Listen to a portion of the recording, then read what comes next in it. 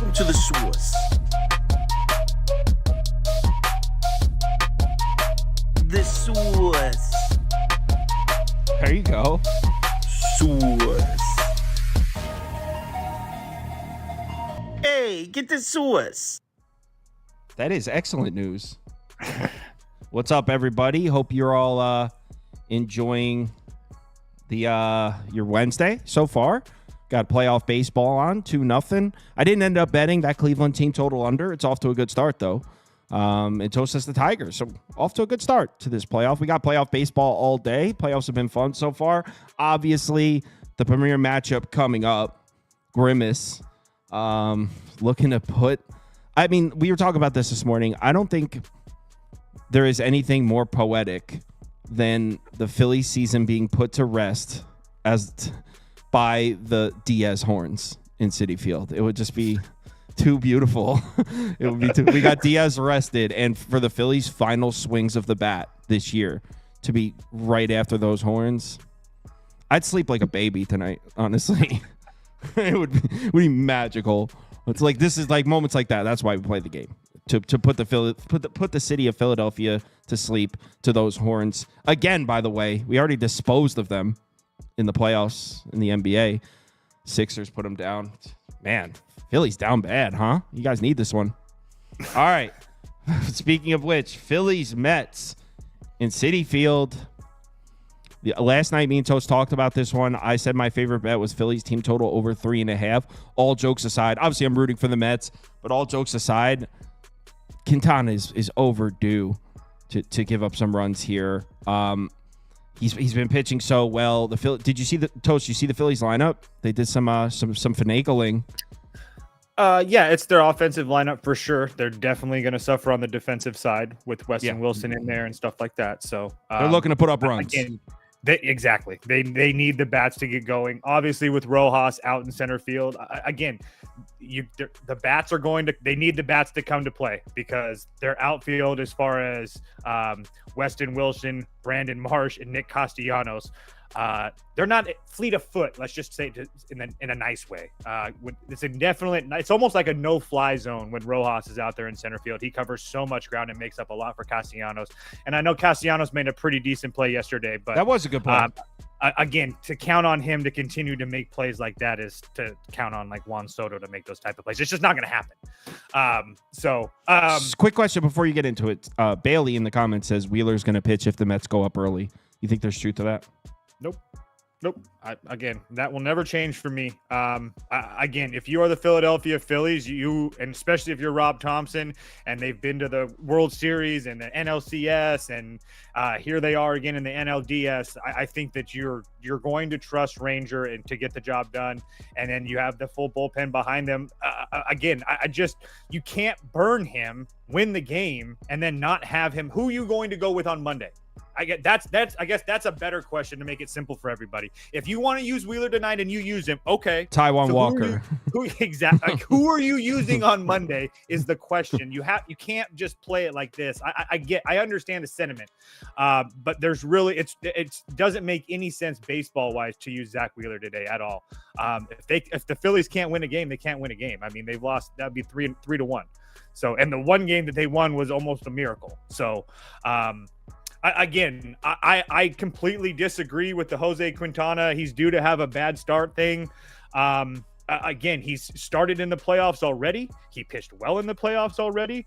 And now he's going to be pitching on the road, where his last 1, 2, 3, 4, 5 road starts have all been fantastic. Both two road trips in Milwaukee, 10 total innings, 9 hits, 2 runs. He went on the road in Philadelphia, went 7 innings, didn't give up a run. He went on the road to San Diego, went 6 1/3. Gave up 4 hits and no runs, and then he gave up 2 runs in 5 innings to the White Sox. He's pitched extremely well against the Phillies this year. And again, I feel like the Mets bats still have a huge advantage over the Phillies, regardless if they're using the offensive lineup today. Ranger Suarez has been a shell of himself over the last month and a half, 2 months of the season. Over his last 7 starts, he has a decent start on the road against Miami, decent start on the road against the Royals. And he had somewhat of a decent start against the Mets, where he went 5 5 innings and gave up 2 runs. But again, like I said last night, the Nationals, the Rays, Atlanta all got to him. This is going to be the 4th time the Mets have seen him. I don't know what else you need to see from this Mets team to make you a believer. I just think that this is, I mean, the line, you can see it now. I bet the Mets yesterday at plus 100, and now they're minus 120.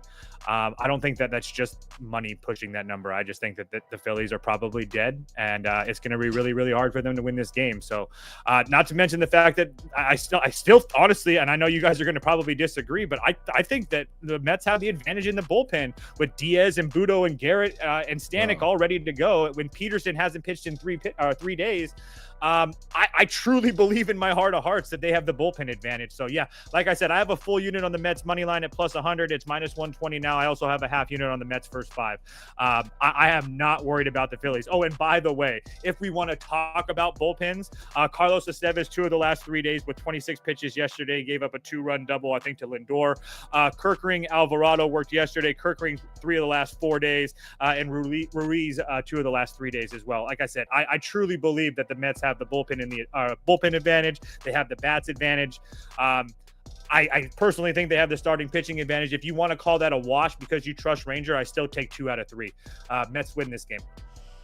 I mean, I hope you're right. I don't know. I could see this lineup has just defied the odds so many times.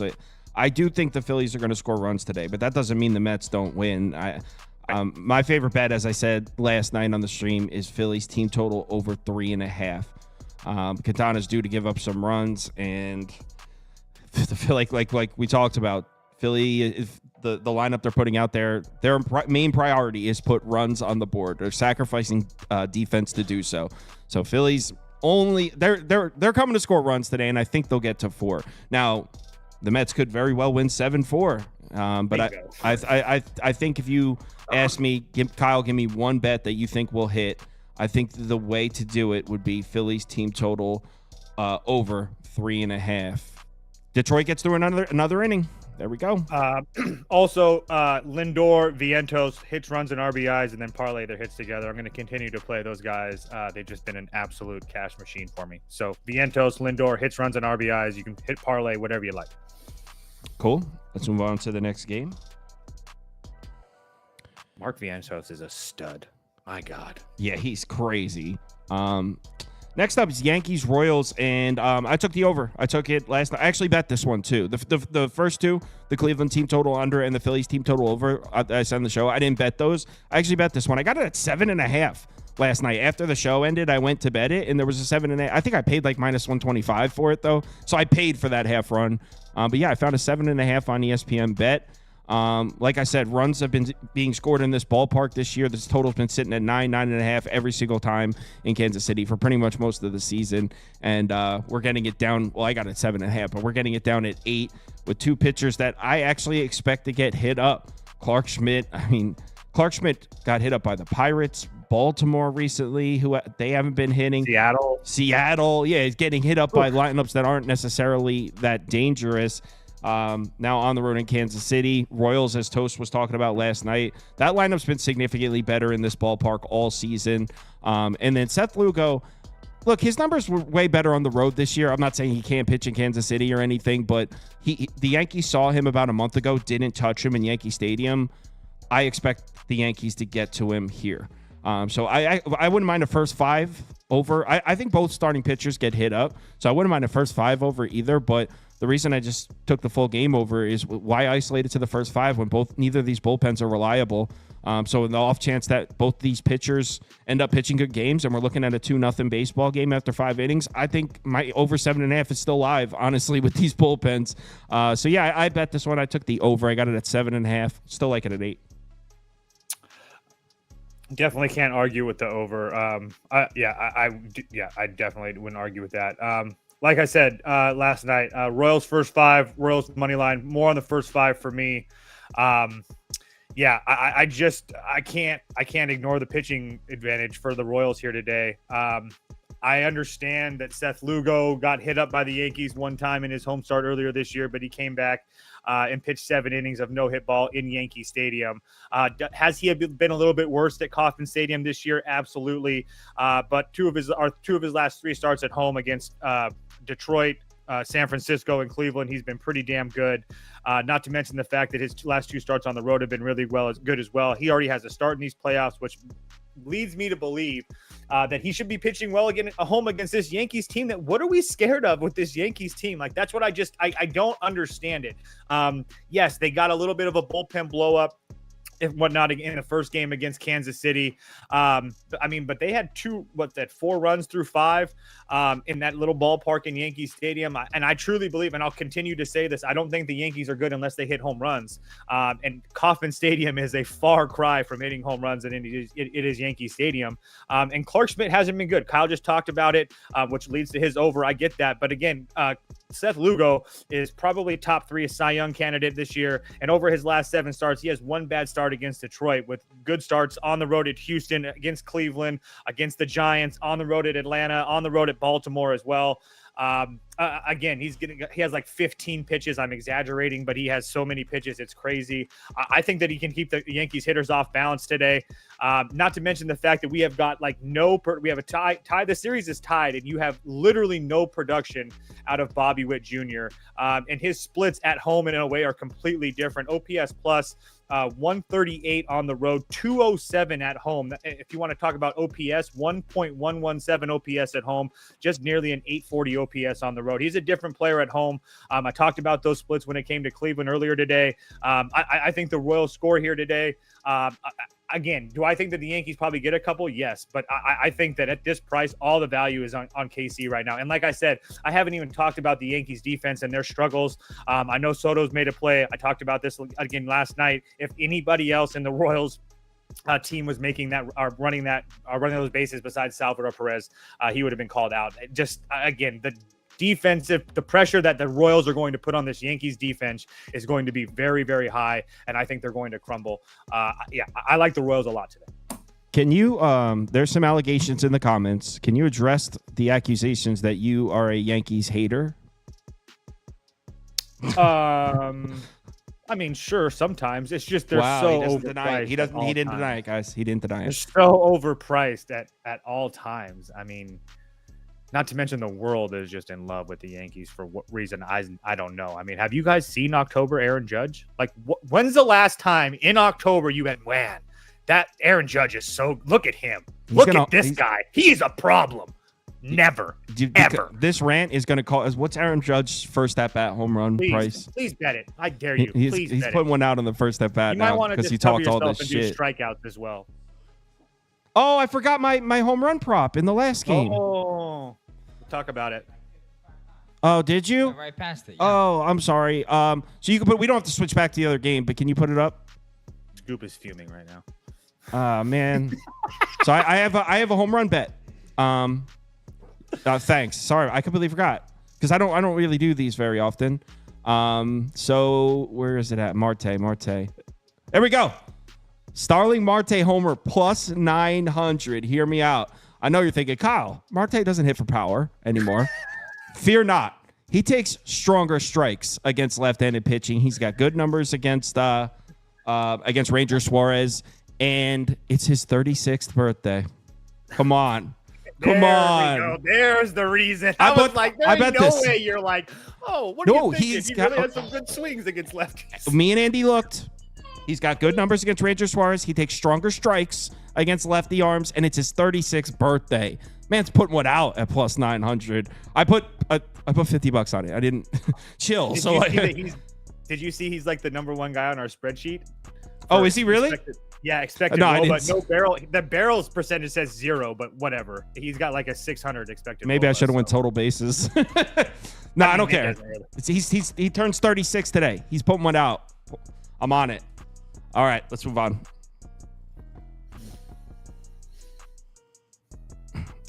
Oh, Dodgers, Padres.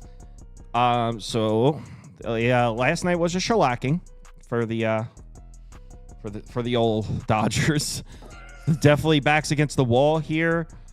I will say we did a live show last night, and obviously it was at like 1 a.m, so there was only like 250, 300 people in there, so it wasn't like a ton, but the overwhelming support for Dylan Cease, or I shouldn't say support, the overwhelming confidence in Dylan Cease not to get smashed to pieces by the Dodgers lineup is astounding to me, because I look at this, I think the Dodgers are going to hit Cease into another planet. All right, Toast, give your Padres speech. I'm sure it's compelling. Should be. Do I love the fact that I'm going to getting Dylan Cease off of 3 days rest? Absolutely not. There's a big but behind that, though. I trust Mike Schiltz in making these decisions and knowing his guys. And I will say, in his last 14 starts, Dylan Cease has been absolutely fantastic. 2.46 ERA, 1.02 WHIP, 361 xFIP. His home starts, his last 6 home starts have been even better than that. 2.29 ERA, 0.92 WHIP, 334 xFIP. All that being said, I think you see Dylan Cease one time through the order. Maybe if he's one time through the order. He might see Ohtani one time. I think that you're going to see him one time through the order. You'll probably, which should get us to like the 3rd inning, hopefully, maybe the 2nd. But regardless, then I think you're going to see that bullpen deployed. You're going to see probably a little bit of Darvish. You're probably going to see a little bit of Peralta, Hoeing, Morejon, Estrada, Adam. And then if and when we get to the later innings, the decision will be made for Tanner Scott. But again, Tanner Scott only 20 pitches over the last 3 days. So he's pitched in every game of this series, but he's the Ohtani hunter. And again, and playoff Bob, I mean, Robert Suarez has just been an absolutely untouchable this postseason. I just don't see where the Dodgers have the advantage. You're really going to, I mean, besides the price, where did the Dodgers have the advantage? Because Freddie Freeman's hurt. Mookie Betts hasn't done shit at all. I guess, yeah, he hit that home run last night, and then what did he do? Nothing. So, the better rested bullpen, the more talented lineup. The better for rested starter bullpen. It's their bullpen day. So they're better rested. They're still better rested. They are. Are they? I mean, kinda. Your boy Daniel Hudson's worked 2 of the last 3 nights. My Kopech boy went 19. I mean, that's your boy. The Dodgers are now your boys after that. Just tonight, and I just checked. I meant to bet this last night, and I never did. I almost got a plus 125, and I'm looking, and I can't find the slip. I guess I just forgot to bet it. I could have sworn you did too. No, I bet. I just looked. I posted the over in the Yankees game. Now the best you can get is plus 118. Whatever. Who cares? So yeah, I'm on the Dodgers here. Cease is going to get smacked. Cease on 3 days rest. That's hilarious against the Dodgers lineup. And the fact that so many people are... One other thing about Dylan Cease, 3 starts against the Dodgers. The 2 in Dodger Stadium, not great. The 1 in San Diego, 5 2/3, 3 hits, 1 run. The fact that there's so many people just so confident, like, oh yeah, Cease pitching against the Dodgers, we're good. Where it's like, and Toast said something wild last night on the stream. He goes, I'll repeat it here for you guys. The Dodgers gave us their best fastball. No, their best punch. The best punch. Whatever you want to call it, and they lost. He said the Padres took the Dodgers' best punch last night and still won. If you think 5 runs is the Dodgers' best punch, they might hang 14. 5 runs off of Michael King is their best punch. So that's not a debate. Would you think 11 runs off Cease would be a better punch? No, that'd be the way that Michael King was pitching. But again, good luck. 5 runs is the Dodgers' best punch. I mean, against Michael King, you keep on forgetting that key piece of information. Who's pitching? Yeah, Cease on 3 days rest. That's who. Point made for a couple innings. Case and point. All right, yeah, I'm on the Dodgers here. Let's. You conveniently forgot to bet. I did forget to bet that. I will bet that though. I'm on the Dodgers. I know. I'm just giving you crap. Right. Oh, and by the way, you already know Fernando Tatis over 1.5 total bases. If you want to hit a home run too, you can do that. But regardless, I like to play it safe. All right, let's talk some college football. We got a game tonight. See you boys in the NLCS. Later. I mean, they got to win Game 5 first. Worried about the NLCS. R-Truth. AJ still hasn't changed his name from R-Truth. All right, we got New Mexico State, Jacksonville State. Absolute heater. Another absolute scorcher of a game, Conference USA. Although last night's was fun. Yeah, it was a good game. Made some money on it. It was me. It was Scoop. It was me, you, and the guy David Constantine. Yeah. We were the only ones talking about it. Yeah, and the one guy David Constantine. It was just us. We were the only three in the Discord that gave a shit about it. But it was a fun football game last night. FIU came back, tied it. Now, if Liberty doesn't fumble the ball on the 1 yard line and they take that 2-touchdown lead early in the third, probably not much of a football game. So it went to overtime. I wouldn't say it was. Liberty was very clearly the better team. That being said, if he doesn't fumble the ball on the 1 yard line, I probably don't have to sweat that over, and I probably get it in regulation also. So, yeah, but it was fun to watch. So now we got a game that's probably going to be less fun to watch.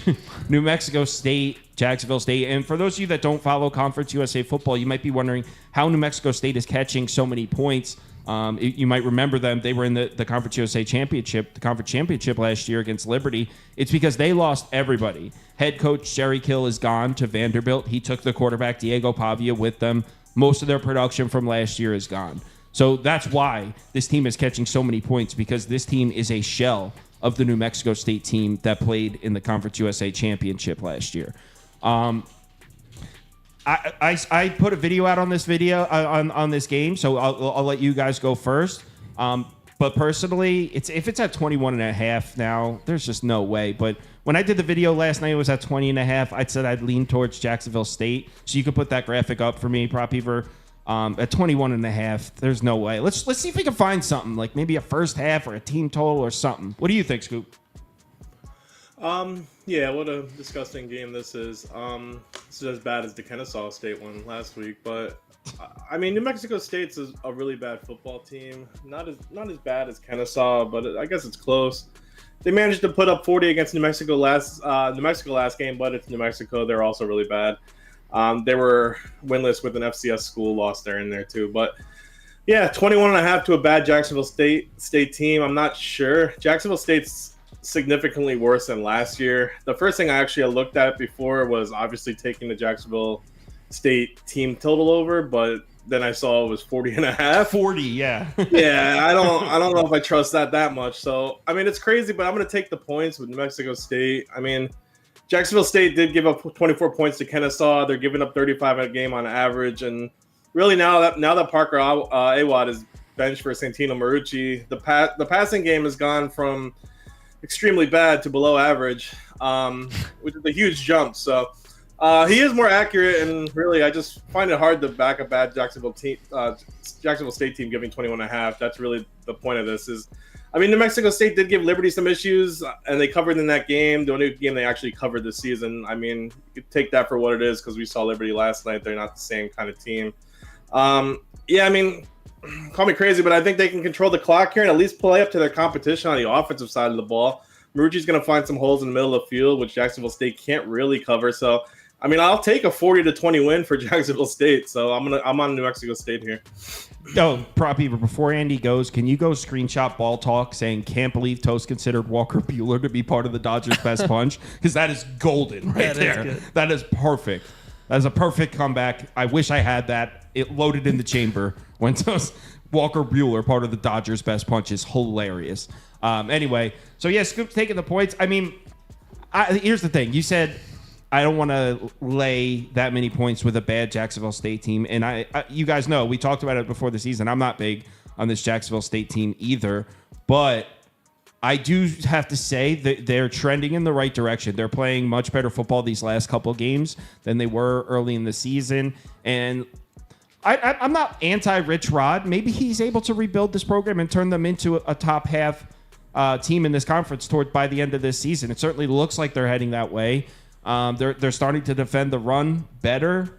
So I honestly, and you know what gives me a little bit of solace here as far as leaning this way? Again, I didn't bet this. As far as leaning this way is we saw Rich Rod ran up the score a bit on Kennesaw. I mean, they were still running plays there at the end.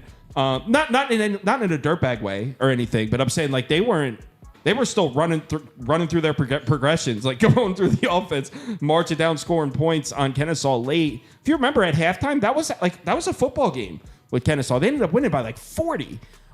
So that gives me a little solace too, is even if this game is, let's say, 20-14 in the third quarter, that Jacksonville State's more than capable of still covering this number. Again, I haven't bet it, just adding that. What about our truth? Somebody called me our lies. That was funny. Look, I think this New Mexico State defense is really, really bad. I mean, you look at their run defense, which is all that matters, right? Because Jacksonville State mostly just wants to run the ball, or if they're going to get their offense going the way they are, they're going to run the ball. 5.1 yards per carry. That's the best performance for New Mexico State's run defense against an FBS opponent this year.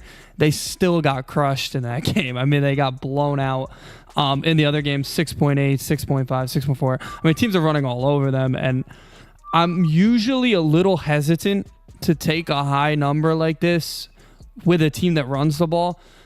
But Jacksonville State seems to never want to stop scoring. Like he said, they will run up the score. That Kennesaw State game, they did just keep going and keep pushing. And I whether they were being given the ball or whatever, I mean, Kennesaw State's a really bad team. New Mexico State isn't much better. They're really bad as well. They did have a close game against Liberty to start the season, but they've gotten pretty controlled the last 3 games against Fresno, Sam Houston State, New Mexico. So yeah, I really don't think this is a, like, it's not a great game betting value wise because it is now over 3 touchdowns, but I would still lean Jacksonville State. I think that they can just keep going and keep scoring, and really there's nothing that New Mexico State can do about it because the run defense for Jacksonville State's been really good recently. And that's what New Mexico State's good at because, boy, they can't throw the football this year. So I actually might have found a prop we could bet here. Let me just look up, see where the best line is. Trey Stewart, you can get his rushing at 96.5 minus 114 on FanDuel. So it's Trey Stewart, T-R-E Stewart, prop Beaver. So first of all, this dude got a lot of volume last week against Kennesaw, and they were still running the football. But basically, I like how he's been getting more and more involved in the offense every single week, it seems like. Last 3 games, now that Huff's the quarterback, he's gotten 17 carries, 16 carries, then 24 carries, 53 yards, 96 yards, and then 134 yards. So he's trending the right direction. 134 yards and 4 touchdowns last game against Kennesaw. Probably going to keep giving it to the hot hand here. And like Andy said, New Mexico State, I mean, they're when you pull up our spreadsheet and look at their game logs against the run, it's like you chuckle a little bit, like, oh shit, like no, they can't stop anybody on the run, on the ground. And this Jacksonville State team wants to run the ball. They want to give the ball to Trey Stewart. Also, Huff runs it as well. So like, if you want to get tricky, maybe take like Huff 2 touchdowns to score 2 touchdowns or something, because a lot of times he'll run the ball in, and I don't know. I'm spitballing here. It's a tough game to play, but I'll do this. Trey Stewart over 96.5 rushing yards. There you go. There's something. Not much of a prop guy, but I'm dipping my toes in the water.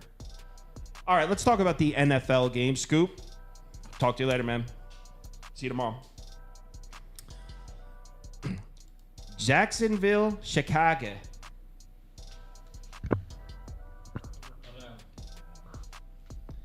Hello, Toast, according to your label. So these 2 games, well, actually, this first one was recommended by Prop Beaver. He wanted to talk about this game, and I have a bet on this game too, so I'm down to talk about it. But the second game, whatever. We'll talk about it in a second. So Prop Beaver, the first game's Jags, Bears. While you're getting the poll up, I bet Jacksonville. I took the +2.5, and I took the money line. The Jags have covered for me back-to-back weeks. They're slowly looking better, but it's really more of a sell high on the Chicago Bears. As you guys know, I had the Bears minus 3.5 as one of my top bets on Sunday, which was sweat-free. I mean, they beat the hell out of the Panthers. But that was more so a play on the matchup for the Bears and a fade of the Panthers than it was a full-on backing of the Bears. I don't like this matchup for Chicago. I'm not down to just trust Caleb Williams to beat teams with his arm right now. The reason I liked the Bears last week is because they could run the ball on Carolina. The Bears rushing attack isn't very good, but They played the Rams. They were able to run the ball a bit. Then they played the Panthers. They were able to run the ball a bit. And that was my main reason for liking the Bears against the Panthers. That Panthers defense is terrible. Bears are going to be able to run the ball a little bit. And Caleb Williams, he's a good athlete. He does have a lot of arm talent. If you give him some run support, I can get behind it, especially against a bad Panthers defense. I don't know if I trust the Bears to run the ball in Jacksonville. The Jags have an all right run defense. So you take away that run game, which, by the way, isn't exactly a chore. The Bears' run game has been inconsistent at best this year. In fact, it was pretty much non-existent 2 weeks ago. So I don't expect the run to be there for the Bears. And like I said, that's been the main difference we've seen from the Bears' offense is the run game has shown up the last couple weeks. I don't expect it to be there. Also, another reason that I took Caleb Williams, that I was down to put my faith in Caleb Williams last week, was the Panthers run a ton of zone coverage. And Caleb Williams' best 2 games up to that point were the Colts and Rams, 2 teams that run a ton of zone coverage. Then enter the Panthers, another bad defense that runs a ton of zone coverage. I was like, cool, Caleb Williams can probably play well here. Now he's playing the Jags with Nielsen calling the defense, and they did run zone coverage in one of their games, but for the most part, they've been running a lot of man coverage, kind of throw Caleb. It's almost the exact opposite of what Caleb Williams has seen for 3 straight games. So I don't like the matchup for the Bears offense at all. And then on the other side, look, Trevor Lawrence is going to be in hell here. The Bears pass rush is pretty good. Their secondary is pretty good.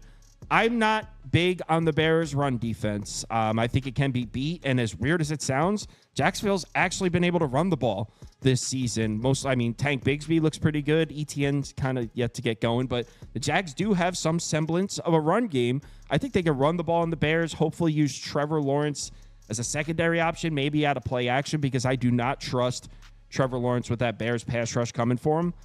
So it's not a bet on Trevor Lawrence. It's a bet. It's a sell high on the Bears. They shouldn't be favored.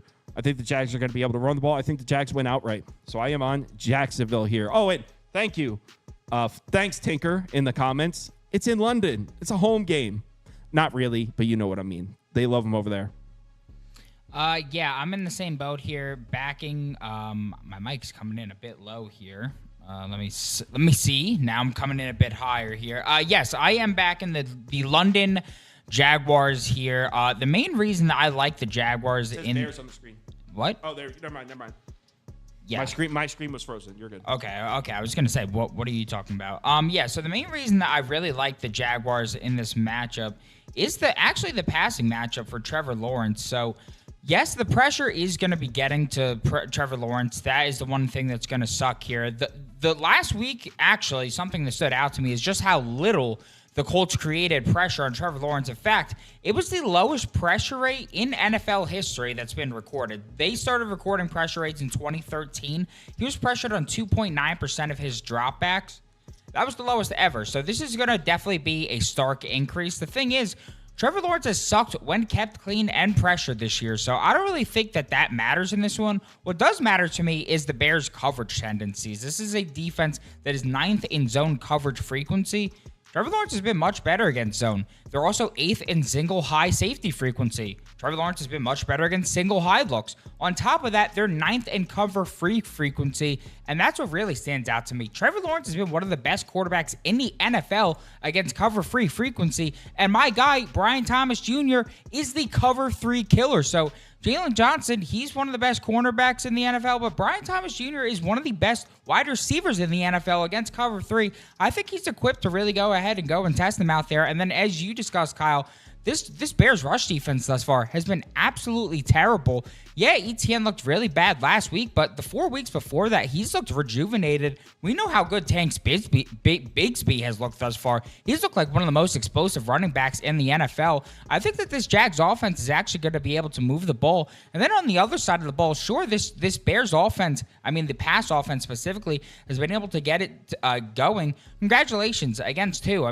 The Colts, who are 24th in the EPA per dropback, the Rams 31st, Panthers 30th. Now you may be saying AJ, Beaver, that's my real name. The Jaguars are 32nd in EPA per dropback. They're just as shit. Well, the one difference about the Jaguars that Kyle mentioned is that this is a defense that runs man coverage, and Williams has been far worse against man coverage, and more notably, this is a defense that runs cover 1. Williams has really struggled against cover one. Amongst 35 quarterbacks, 30th in yards per attempt, 29th in passer rating, 26th in turnover-worthy play percentage. The second most used coverage by this Jaguars team is cover two, and even against that, he's 28th in rating, 27th in completion percentage amongst 32 quarterbacks. So this is a sneaky bad matchup for Williams, despite how pissed his Jaguars pass defense numbers are. And then on top of that, what do we know about the Jaguars pass rush? They're a pass rush that can create pressure, but just struggles to really get home and finish and wrap up those sacks. Well, Williams has one of the worst pressure to sack rates in all of football, 36th in pressure to sack. So, I mean, if you just pressure the guy, he will help you get those sacks. And he's also one of the worst quarterbacks in the league when pressured. 36 in yards per attempt, 41st in passer rating. Jesus Christ, Caleb, get it together. And 33rd in turnover-worthy play rate. So I think that there's an angle there that works for us. On top of it, I mean, you know how I feel about DeAndre Swift. Congratulations on 1.5 good games of football against the Rams and the Panthers. Those defenses are 30th and 25th in EPA per rush, 30th and 26th in rush DVOA. This is the Jaguars, baby.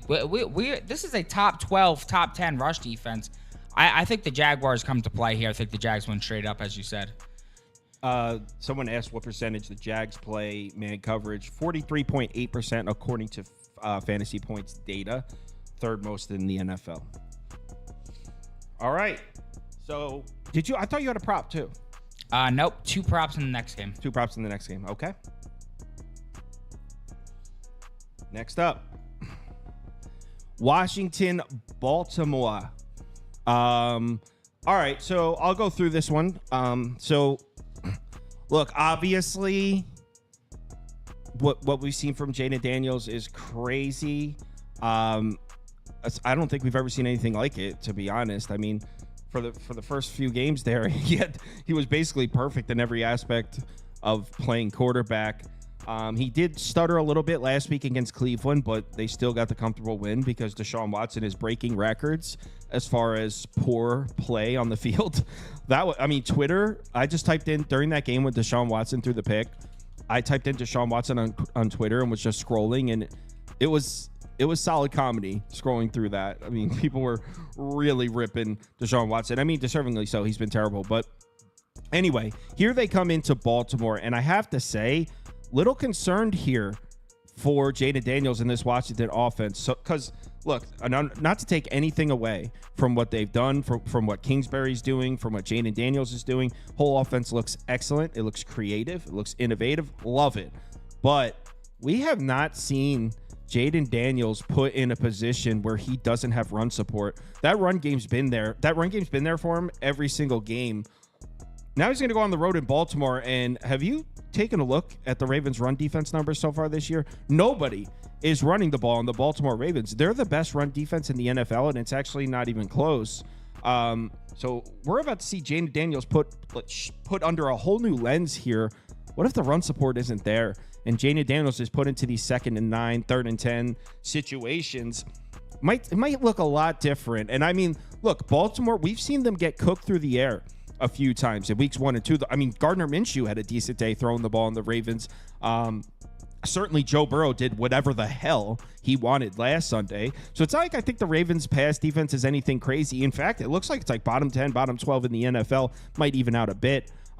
So you might be thinking, Kyle, Jaden Daniels will just piece the Ravens secondary up, which honestly, it's not a completely crazy idea, but it's a lot different playing quarterback when you don't have run support, and everything is relative on an NFL offense. And if you're not getting 4 or 5 yards on that first down, it changes everything. It changes the confidence level of the offense. It changes the energy. And if we're going to trust Jaden Daniels on the road in Baltimore to drop back to pass and throw the ball to these playmakers in the Ravens secondary, those safeties are ball hawkers. And I think it's a rough matchup for Jaden Daniels, honestly. And then on the other side, the Ravens offense, I mean, is there anything that needs to be said here? I mean, the Washington Commanders defense, as good as the offense has looked, you take out that Cleveland game and you can make an argument that they're one of the worst defenses in the NFL. Yeah, they look good against the Browns, and maybe they are improving. They have some new pieces, so it wouldn't be crazy to suggest that the Commanders defense is going to improve as the season goes along. I can get on board with that. But still, you can't even compare the Cleveland Browns offense to the Ravens offense. In fact, they're almost complete opposites. We're talking about the worst offense in the NFL against arguably the best. And what the Ravens are doing, I don't see any way the Washington Commanders are able to slow that down. Lamar Jackson the last few games is piecing it up. I mean, throwing the ball. He's got an average passer rating of like 131 through the last 3 games. He's been so efficient throwing the football. Not to mention the run game seems to be catching their groove.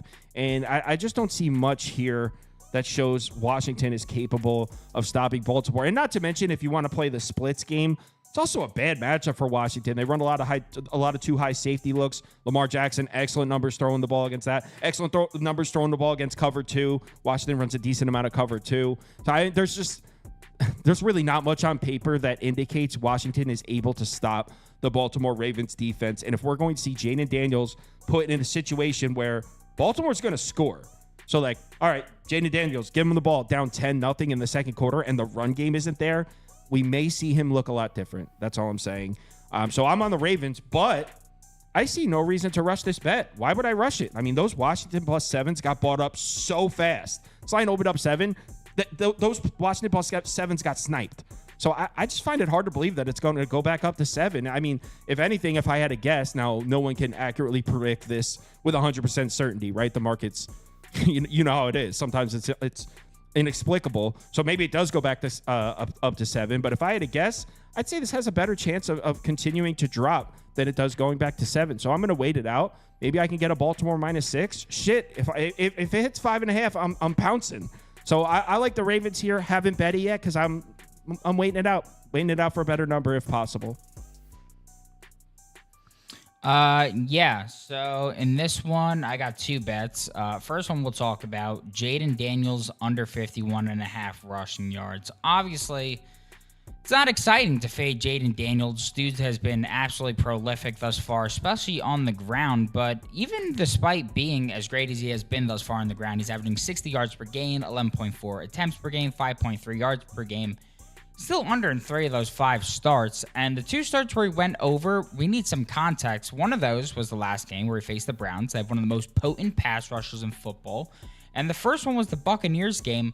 The Bucs splits him on 60% of his dropbacks. That's going to lead to a massive increase in scrambles. Now he's going to face a Ravens pass rush that's just 23rd in pressure percentage. And that's really important because Daniels has scrambled on 37.2% of his pressures. For some context here, the next closest in terms of scramble rate is Brock Purdy at 15.9%. Yes, Jaden Daniels has double the scramble rate of the next highest person at Brock Purdy at 15.9%. So for the Ravens to be in the bottom 10 of pressure rate, that is pretty big here. And the same Ravens rush defense has held all 5 opposing QBs they faced thus far under their yards mark. The opposing QBs average just 6.2 rush yards per game on 2.4 attempts, just 2.6 yards per carry. And now you may be saying, well, who did they face? Well, Mahomes' last 4 games has averaged 20 rush yards per game, 5.3 attempts, 4 yards per carry. Against the Ravens, that fell to just 3 yards on 2 attempts, 1.5 yards per carry. So a massive fall in those numbers. And then Josh Allen against his other opponent, 35 yards per game and 6.6 yards per carry. Against the Ravens, that fell to just 21 yards, 4.2 yards per carry. So as you can see, guys, you can scramble against the Ravens, having a really rough time here on this season. This unit, the rush defense, 1st in yards per carry, 1st success rate, 3rd in DVOA. I just feel like this number is about 7 to 10 yards too high with the Ravens' ability to run the clock here and keep Daniels off the field. And then my second play in this one is going to be Lamar Jackson over 1.5 pass CDs. I got to say, it's been a bit trickier to fade this Commanders pass defense the past 2 weeks than it has been in the past, but that's because Deshaun Watson is an abomination and because the Cardinals literally gave up 2 weeks ago, so that's that. I think it's going to be a bit easier in this one. Lamar Jackson owns the NFC. He's 21-1 in his career as a starter, straight up, so that's insane. Lamar's over this mark his last 5 of 6 wins, averaging 2.8 TDs, and in home wins specifically, he's over his last 6 of 7. Last 15-19 QBs overall and last 10-13 at home to face the Commies. They've hit this mark, 2+ TDs. And what really made me place this bet is the 2 high safety looks that the Commanders use. They are 4th in the NFL in usage, 60%, Well, guess what? Lamar has thrown 8 TDs versus 2 high safeties. That is the most in the NFL, and his passer rating of 122 is second in the NFL against those looks. I just think after 2 QBs in a row didn't cash 2+ TDs against the Commanders, I'm willing to drink some juice here and say that doesn't happen 3 times in a row. Yeah, I agree. The Ravens are going to score. I know. I read the comments. I know everyone's going to be hammering those Commanders plus the points. I get it. All right, so that's it. Thanks everyone for watching. We'll be posting videos. We got 3 or 4 more videos coming tonight. Actually, this game I'm posting. Also, Lions Cowboys. Then obviously the Thursday game. So we got a lot of videos coming tonight. There's a couple college ones that I uploaded earlier this afternoon if you want to check them out. Yeah, that's it. Everyone, talk to you later. Remember to bet responsibly.